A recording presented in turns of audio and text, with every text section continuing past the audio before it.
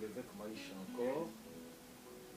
Ça continue toujours avec pensée Nanga Nabanda qui n'a pas toujours. Donc, il faudra signer à temps de la fin. Mais nous avons exploité beaucoup de livres à Daniel. Donc, mon qui n'a pas enseignement précédent, tout ça qui lecture, il y a Daniel. Combien Daniel a zéna Katia Babylone? À côté de Katia Babylone, à peu près 12 ans, 13 ans, 14 ans. Mais, suivant prophétie, il y a Jérémie, Dengue, Israélite, Batomboke la Kinzambe. Prophète Jérémie a fait une prophétie à l'obéqué. Il y a une captivité à Babylone pendant 70 ans. Et Daniel a attendu beaucoup de temps. Tout le monde qui a enseignement que pendant que Daniel a fait à Babylone, a quelqu'un qui est tombé pour la Babylone, a quelqu'un qui a culte, qui a prié, a quelqu'un qui a baptême, il y a Saint-Esprit, a quelqu'un qui a sang, il y a Seigneur, pour la intercéder, pour la naïe, a quelqu'un qui a lié à l'adoration, bacantique chrétien, a quelqu'un mais Daniel a pour tenir bon. Balukaki, après il y a piège, Naba, grand il y a Babylone, pour te bako Isaïe, Bakokaki était pas fidèle et pas ya Seigneur, mais Nakati à Babylone, attendez moi et dans chapitre 9, il y a Daniel, sur le temps de l'évangile, on a Bible après Daniel, pour ça la recherche dans le livre, comprendre dans parchemin qu'un prophète qui devant hier a prophétisé que ban Israël va compter 70 ans dans Katia Daniel. A taliba livre par rapport il y a tant qui déjà wana comme on est quelque temps qui pour natina babi Katia Babylone. Daniel a compté qui na Katia Babylone dans l'an 2006 avant Jésus-Christ, mais pour découvrir dans le livre dans l'an 538 que parce qu'il va peut-être qu'il y a à peu près 68 ans dans la captivité. Comme on a prière, il y a Daniel, Azakosa la prière, naïe, confession pour Natina Naïmoko, et puis confession pour le peuple naïe, Israélite, aux hommes la prière naïe. Et dans le moment où Azakosa la prière, ce que vous avez un chapitre, Mobimba, Azako parler bino temps, Azako un chapitre, Mobimba, Azakosa la confession naïe, mais à combien de verset 20, il y a un tout temps à moquer, parce qu'il y a un début sur le lot, a vu visite, il y a ange. Je parlais encore. Je priais, j'ai confessé mon péché et le péché de mon peuple Israël. Je présentais mes supplications à l'Éternel, mon Dieu, en faveur de la ville, en faveur de la montagne de Dieu. Je parlais encore dans ma prière quand l'homme Gabriel, que j'avais vu précédemment dans ma vision, s'approcha de moi d'une vol rapide au moment de l'offrande du soir. Il m'instruisit, il entretient avec moi, il me dit, Daniel, je suis venu maintenant pour ouvrir ton intelligence. Lorsque tu as commencé à prier, la parole est sortie et je viens pour te l'annoncer, car tu es bien-aimé. Sois attentif à la parole et comprends la vision. 70 semaines ont été fixé sur ton peuple et sur ta ville sainte, pour faire cesser la transgression et mettre fin au péché, pour expier l'iniquité et amener la justice éternelle, pour sceller la vision et la prophétie, et pour oindre le saint des saints. Comme attendez Daniel a salaki prière, et ange a visité, ange a dit que 70 semaines les a fixées pour notre peuple. Peuple ya Daniel ezalaki ba américain te ba français te mais peuple ya Daniel ezalaki Israël et ville sainte ya Daniel ezalaki Rome te ezalaki Los Angeles te mais ville sainte ya Daniel ezalaki Jérusalem. Donc 70 semaines ezalaki fixé pour natina ya ba juif. Pourquoi? Parce que ce que l'on a là l'heure tozali on la montre. Ce que l'on a là jour à semaine on la calendrier. Mais ce que l'on a là temps de la fin horloge eza Israël. Pour amukin bima. Nzamba traitaka na Israël pour na comment temps ya fin. Et ce qui est en profondeur il y a 70 semaines, il y a Daniel, pour comprendre le moment où il tozali. Alors, nous avons na Daniel, avec un ange qui n'a pas faire comprendre bien aimé. Daniel n'a pas bien aimé. Avec ange Gabriel, homme, avec Soulanaï. Alors, il y a commettre fin à la transgression. Et puis, il va commettre fin à la péché. Donc, quand on explique étape par étape, Israël va passer. C'est pour cela que nous avons abordé ce qui est très important pour nous. Donc, il faut mettre fin à la transgression. Transgression, c'est quoi? Transgression, c'est pour faire tort à quelqu'un, tort à quelque chose. Donc, ban Israël va faire tort à Nzambe. Parce qu'il ne tort pas à Nzambe.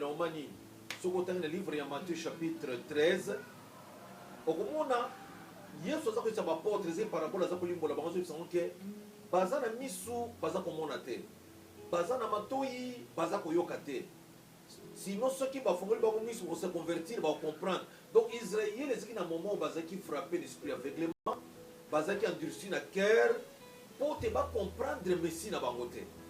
yalingi na comprendre na balisa pensée wana avec Romains chapitre 11 verset nango 21 à verset 25. Romains 21 à 25. Nazaliko Talayangon Balibiboy. Car si Dieu n'a pas épargné le branche naturelle, il ne t'épargnera pas non plus. Considérez donc la bonté et la sévérité de Dieu. Sévérité envers ceux qui ont tombé et bonté de Dieu envers toi. Si tu demeures ferme dans cette bonté, autrement tu seras aussi retranché. Et de même, car si Dieu n'a pas épargné le branche naturel, il ne t'épargnera pas non plus. Considérez donc la bonté et la sévérité de Dieu. Sévérité envers ceux qui ont tombé et bonté de Dieu envers toi. Si tu demeures ferme dans cette bonté, autrement tu seras aussi retranché. Et de même, s'ils ne persistent pas dans l'incrédulité, ils seront greffés, car Dieu est puissant pour le greffer de nouveau. Si toi, tu as été coupé de l'olivier sauvage, selon sa nature, et greffé contrairement à la nature sur l'olivier franc. Et à plus forte raison, et seront-ils greffés selon leur nature sur leur propre olivier. Car je ne veux pas, frères, que vous ignorez ces mystères, afin que vous ne vous regardiez point comme sages. Une partie d'Israël est tombée dans l'endurcissement jusqu'à ce que la totalité des païens soit entrée. Il est ainsi, tout Israël sera sauvé selon qu'il est écrit. Le libérateur viendra de Sion et il détournera de Jacob leur empire. Donc, Romains chapitre 11, verset 21 à 26. Tu as la pensée, Zakuna. Donc, Israël qui est aveuglé. Israël qui est endurci pour la nation, va récupérer, va greffer dans l'olivier naturel pour que Israël les Olympiens aveuglés. Donc, Israël a transgressé dans le moment ni, a cette transgression quand, à l'encontre, il y a l'Ilobananzam, Makamon Zamba Zakoloba, Ban Israël Baza Kusali Amote, Bazo Benga, Seigneur Jésus Kaza démon, Baza Koloba Kieza Yende Mesite, donc Baza qui à l'encontre de l'Ilobananzam. Voilà le moment où il va transgresser qui, Baza qui transgression contre la parole de Dieu. Et Baza qui rejeté. Donc on a Baza qui rejeté, Zamba a récupéré la nation. Biso ba nation selon la nature qui sans Dieu, sans espérance, sans miséricorde. Nzamba kamati biso ba nation, ache biso na branche, nesika alongola ki Israël pote biso tozo la vie. Na moya lelo soki biso ba nation, tozo ba kokuro na parole na Nzamba eza volonté na biso parce qu'ils sont aveuglés. Israël n'a pas aveuglé. Israël a été aveuglé, Israël a été rejeté, pour biso ba nation tous la vie. Na tant aux alliés, ceux qui ont incrédule, aux signes comme on a basi attend de la fin terre, aux ont rejeté parole, aux allez jamais justifier.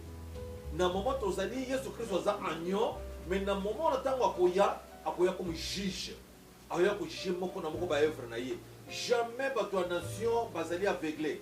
Bon bazaki aveuglé, ils sont juifs, bazaki écarté, pour na biso tous la vie. Nazo senga na chaque chrétien na moment aux alliés, mona ba tant toujours passer na katia. Il est temps, ozala disponibilité, il y a kofongola mise, kofongola motema, on dit ma Seigneur, dans la ba moment tu vas passer na sena moi. Depuis quand au monde na katia monde, ba aéroport nyon se fermé, ba stade nyon se fermé, ba marché, ba supermarché se fermé, ba école les a fermé, partout ba tout a fermé, makambo changer na monde et que aux autres qui la katia crédit. Ça, c'est un grand signe. Depuis le monde les a créés, Makambo Boyna ne s'allait mater. Ce qu'on a vu qu'on a fait, qu'on continue, qu'on dit, Seigneur, il n'y a pas qu'on vous a rejeté. Il est temps pour les Israéliens, les alliés rejetés pendant un temps, basa aveuglé, basa qui endurci, pote, bisoto kota, na kati, na olivier naturel, bisoto tous allez branches sauvages. Tous à grâce, pote, tout dit ma parole, tous à la sauver. Nous avons invité yo iska ozali, on va interpeller dans le moment où on passe la carte monde. On va l'interpeller. On a carte incrédulité. On dit ma seul Seigneur et Sauveur, c'est Jésus-Christ. Et tel Daniel a tourné qui t'a na prière. Pour na kuluke minanza menatanza parce que mon que peuple n'a comme pembe et ça la sauver avant de faire la prière. Pour na tina nation na yé, pour na tina peuple na yé et puis pour na tina ville de Sainte Jérusalem et pour na peuple israélite. Si ko yo na moment ozawapi batumi bazaka tia pongi azomona makambo lokola théâtre na kati ya monde donc ils attendent on tourne face na yo na prière on luka loma na nzambe lobini na temps tozali po tozala sauver mon frère ma soeur et donc on a senga yo chrétien kozana kobanga témoin bakozana basini attendre de la fin tozo ko prêcher biloko ya enlèvement de l'église tozo parler pour na basini attendre de la fin bato bazo ko considérer en côté tala lelo avec mondialisation bazo ko penser batia bis moko na kati ya toto moko na moko. C'est ça la marque de la bête. Ils ont signé attendre de la fin. Ils ont un vaccin pour contrôler le monde. Ils ont signé attendre de la fin. Et nous avons que biloko ne se réaliser tant que l'église est enlevée. Zonga dans la parole, il est moment pour remonter via prière na yo na tango tozali. Voilà, moi et quand j'ai comme ça Daniel a dit que na to mettre fin à transgression parce que alors que la transgression à Israël vous allez cesser. Et il y a une éternalité. Et contre la bataille, vous allez fin. Et commettre fin. Pour Israël, les hommes, puis les hommes qui sont romains. Qui sont pas puissants, il y a des gens qui sont encore olivier naturel, la branche jusqu'à Bazalaki. Tant qu'on a traité avec la nation, mettre fin à automatiser les gens qui sont encore la branche jusqu'à Bazalaki. Et tant qu'on vous a sous ce moment, yo nation, on confesse le Seigneur et vous avez déjà la fin. Parce que nous avons puissant pour ceux qui sont verset fils Israël vous a sauvé. Donc pour les Israël les a aveuglés, pour que la nation va la sauver. Voilà un peu exhortation, nous avons exhorté encore, mais lobby n'a pas ajouté encore élément moko na moko. Si c'est l'élément où ils ont ange Melaki et Daniel n'a pas expliqué lobby pour le péché, n'a pas expliqué encore petit à petit qui n'a pas aussi ça. Mission un ange, vous voyez qu'on communiquait pas, il y a Daniel. Amen. Que le Seigneur vous bénisse.